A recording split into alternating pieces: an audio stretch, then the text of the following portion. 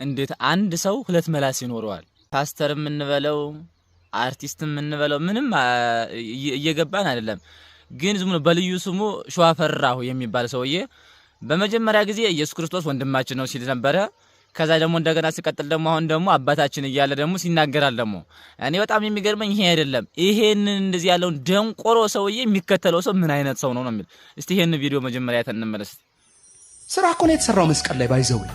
ጨዋታ እኮ ትርኢት እኮ አይደለም። ስራ እኮ ነው የተሰራው ተሰርቶ አልቆ።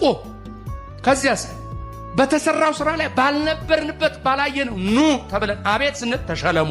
እንዴ አልነበርንም እኮ እኛ አላየንም አትኑሩ። እናስ ታላቅ ወንድማችሁ ኢየሱስ ነገሩን ሰርቶታል።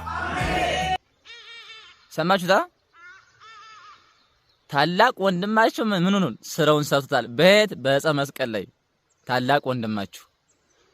እስቲ እንደሞ ይሄኛው ቪዲዮ የእግዚአብሔር ልጅነታችንን እርግጠኛ ያደረገልን መንፈስ ቅዱስ ነው። አሁንማ ያወቀልንን አውቀነዋል። መንፈስ ቅዱስ መስክሮልናል። የእግዚአብሔር ልጆች ነን። ቦልድሊ እንናገራለን።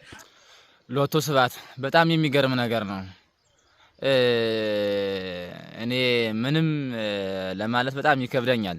እንደዚህ ያለውን ሰው የሚከተል ሰው እሱስ አንድ ጊዜ ነገሮችን ሁሉ ወደ ቢዝነስነት ቀይሮ እግዚአብሔርና አንድ ጊዜ ወንድሜ አንድ አባቴ እግዚአብሔር የሱ ወንድም። በጣም የሚገርመው ነገር ማለት ነው እግዚአብሔር አብን ከእግዚአብሔር ወልድ አብልጠው ነው የሚያዩት እነሱ። እንደነሱ እመቤታችንን ማተሆን አምላክን እንኳን ተሸከመች እመቤታችን እንኳን እንደነሱ አትሆንም። በእነሱ አስተሳሰብ እንደነሱ አትሆንም። ቅዱሳን መላክ እነሱ በታች ናቸው። ማን እንደነሱ? እግዚአብሔር ወንድማቸው ነው። እግዚአብሔር አባታቸው ነው። እግዚአብሔር መንፈስ ቅዱስ በቃ ከነሱ ጋር አብሮ ሁሌም ለሚኖረው በቃ እንደነሱ አካሄድ ማለት ነው። ልክ እንደ ፍጡር አድርገው የሚያዩት።